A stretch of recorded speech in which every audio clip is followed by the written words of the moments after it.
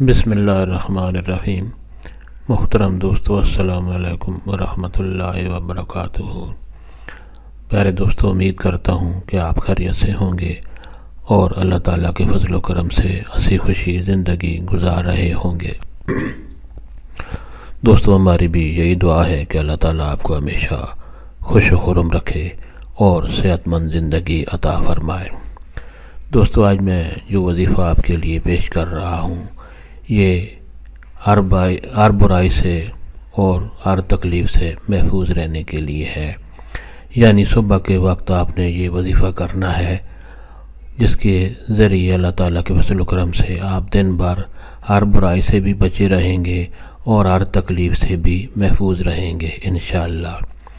دوستو، یہ وظیفہ کرنے کی اجازت عام ہے، ہر کوئی یہ وظیفہ کر سکتا ہے اور کسی سے آپ کو یہ وظیفہ کرنے کی اجازت لینے کی ضرورت نہیں پڑتی۔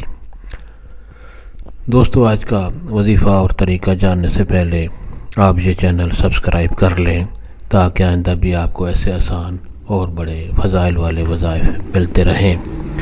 دوستو، آج کا وظیفہ اور طریقہ۔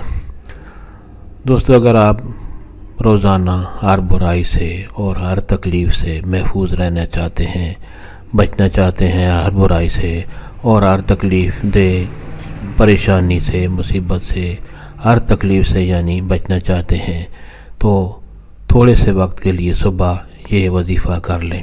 وظیفہ یہ ہے کہ صبح کے وقت نماز کے بعد یا نماز سے پہلے جب بھی آپ کو ٹائم ملے کرنا یہ ہے کہ صبح کے وقت ہی یہ کرنا ہے۔